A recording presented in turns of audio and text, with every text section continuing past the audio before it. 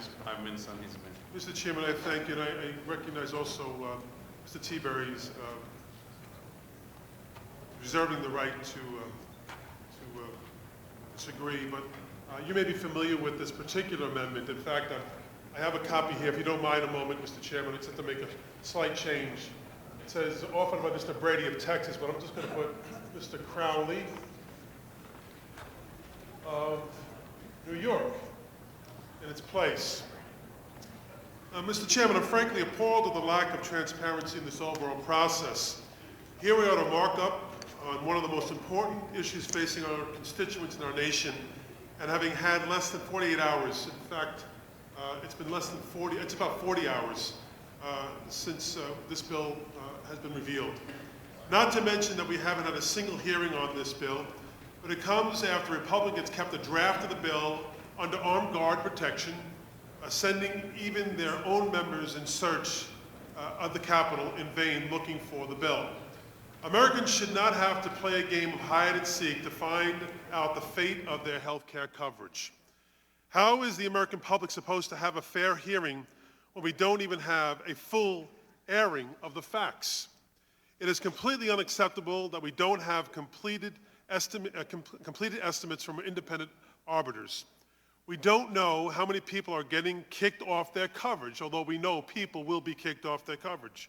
We don't know how much the Republican plan will cost, though we know it will cost the American people billions and billions and billions of dollars. I guess I'm not really surprised they've been trying to hide a bill that rips health care coverage from middle-class Americans and is a giveaway to millionaires and billionaires.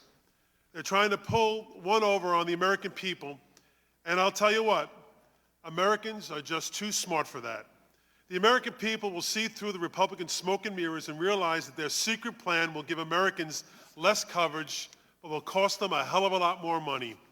Even Republican members of your own party have said that this is not the way to govern, calling this lack of transparency completely unacceptable. But this is just another instance of Republicans breaking the promise to the American people. In 2010, my colleagues on the other side of the aisle felt the need to put out a pledge to America that promised full, open, and transparent debate on important issues facing Congress. The document, and I'm reading from their pledge here, said, quote, "No more hiding legislative language from the minority party, opponents, and the public.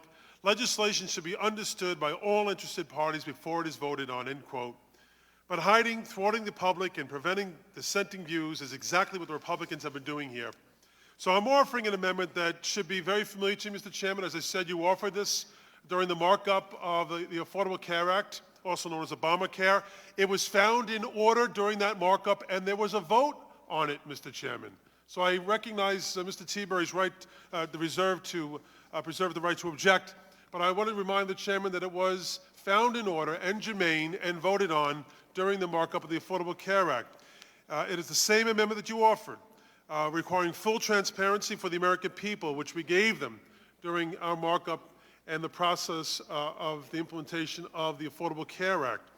And I understood you voted in opposition to that bill. But even you would have to recognize that we gave you the opportunity to offer your amendment, the sense of Congress, and we accepted that right to offer that amendment, and we had a full vote on it. It simply states that we here in Congress should have to certify that we members of Congress have read the bill. Now, I'm not going to ask all my colleagues whether they read the bill or not, but I'm going to just simply read the amendment itself. It has not been read.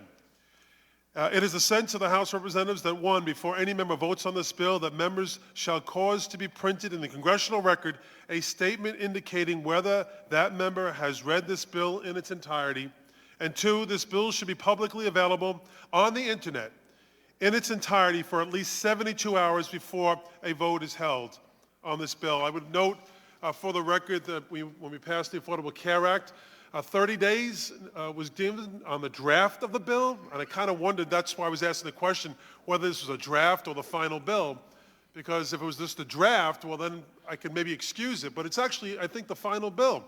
And it's had less than 72 hours display on the internet.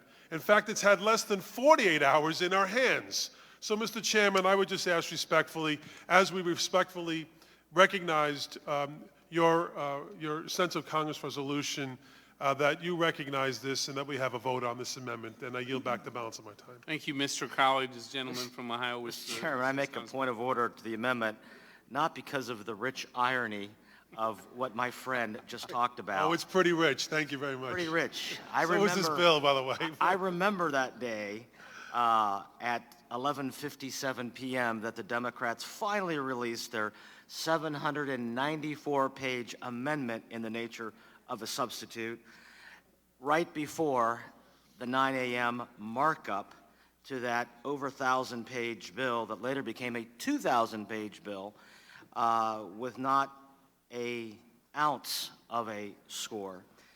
And the fact that this is a 57-page document we are looking at today, 5-7, not 570, 5-7-page document that was released 2 days ago.